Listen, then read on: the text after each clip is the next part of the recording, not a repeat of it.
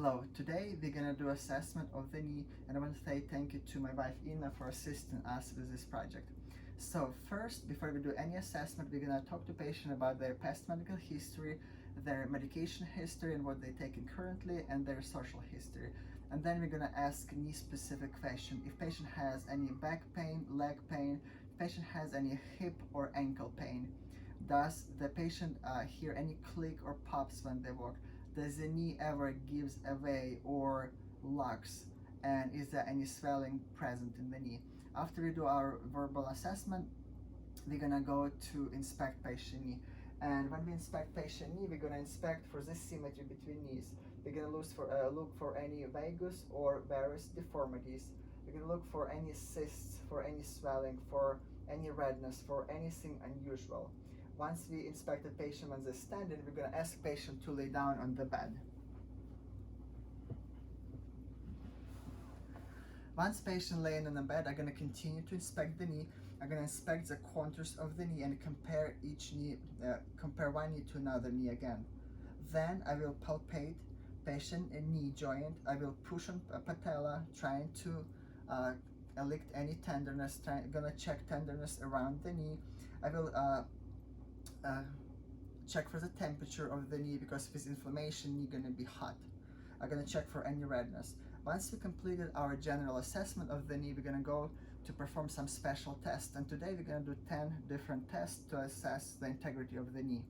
First, we're gonna do joint effusion test, which performed to evaluate for the presence of effusion in the knee joint.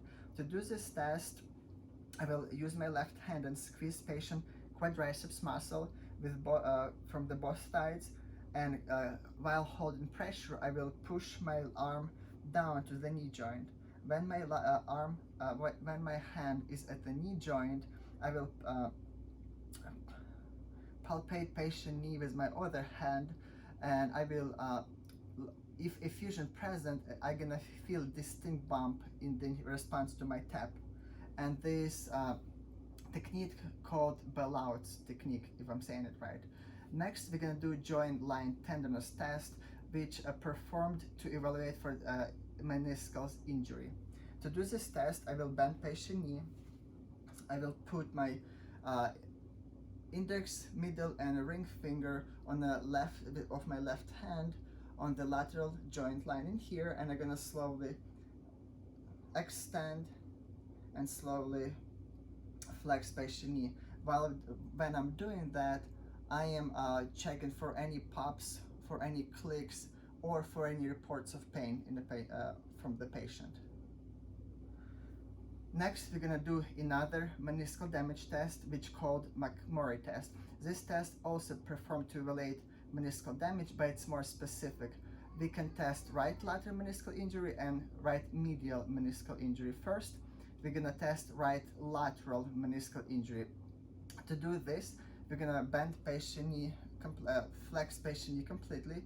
With my right hand, I will take patient heel and I will rotate tibia medially. And I'm gonna, with my other hand, I'm gonna hold the knee and I'm gonna slowly extend and flex the knee. Extend and flex the patient knee while holding this medial rotation. And then we're gonna do the same procedure to test for the right medial meniscal injury, but the only difference, we're gonna rotate tibia laterally this time. And when tibia rotated laterally, we're gonna again extend patient knee and flex patient knee. Extend and flex, while with my left hand I'm feeling for any pops, for any clicks or reports of pain. Clicks, pops, or pain will be indicative of the injury, whether a right lateral meniscal injury or right medial meniscal injury. Next, we're gonna assess collateral ligaments, and there's two collateral ligaments: medial collateral ligament and lateral collateral ligament. We're gonna do valgus stress test to assess medial collateral ligament.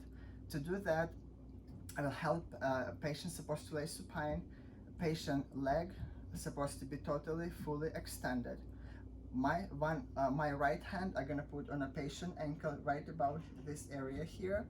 My left hand I'm gonna put right about where the knee joint, laterally, and I will elevate patient leg a little bit, and I'm gonna bend patient knee. I'm gonna do passive abduction of the knee joint. This way I'm putting pressure on a medial collateral joint. When I do this test in with leg extended, I'm checking also cruciate ligament. To isolate medial collateral ligament, I'm gonna bend neck to 20 or 30 degrees. I'm gonna do again abduction force to the knee, trying to check for the damage in the medial collateral ligament. And what I'm looking for excessive gaping or pain, which would be indicative of injury.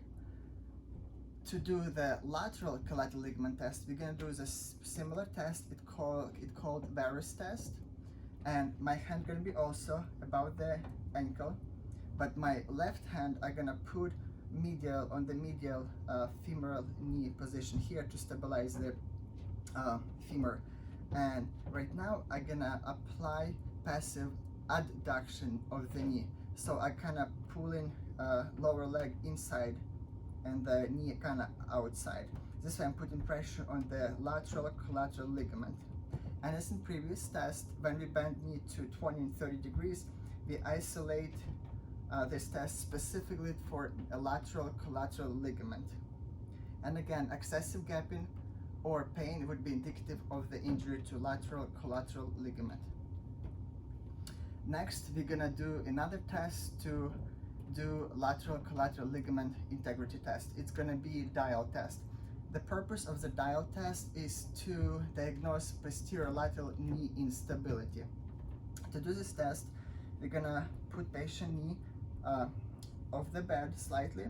With my left hand, I'm gonna stabilize patient thigh, and with my right hand, I will I'm gonna use external rotation force through the foot and the ankle, and I will assess for the external rotation. While I'm doing this, I'm gonna do the same test on the left leg and compare which leg has more external rotation. If right leg has more external rotation than left leg, it could be indicative of the right collateral ligament damage. Next, we're gonna assess cruciate ligament, and as you know already, there's anterior cruciate ligament and posterior cruciate ligament.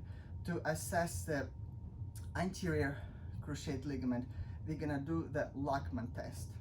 To do the Lockman test, patient's supposed to lay totally flat. We are gonna make sure that all of the muscles relax. We're gonna passively flex knee to about 20 to 30 degrees.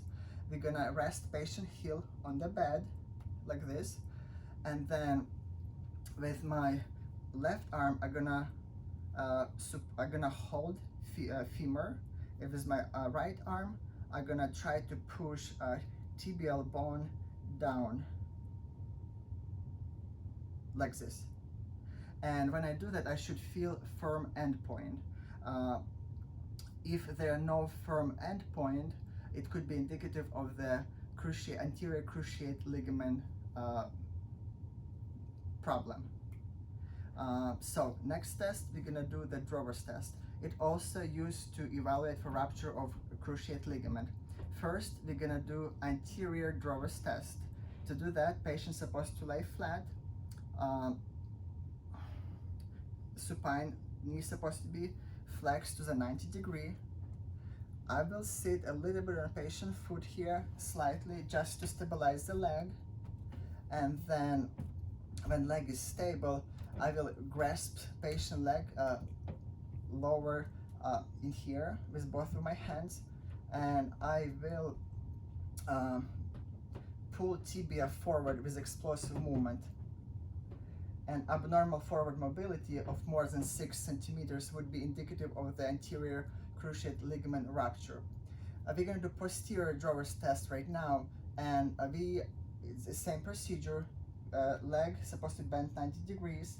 I'm sitting on a foot, holding it, stabilizing it, but right now with my both arms, I'm gonna attempt to push leg backwards quickly. And again, abnormal movement of more than 6 centimeters will be indicative of the posterior cruciate ligament rupture. And the last test, we're going to do lateral pivot test, shift test, which also help us to assess anterior cruciate ligament. To do this test, we are going to get tibia. We're going to hold it in internal rotation with axial pull here, and I'm going to apply the valgus force when I'm flexing the knee. And I should feel for the reduction in the knee around 30° when knee flexion, which going to be indicative of the cruciate ligament rupture. There's supposed to be no knee reduction when I'm doing it. Okay, it concludes our assessment of the knee. Thank you so much.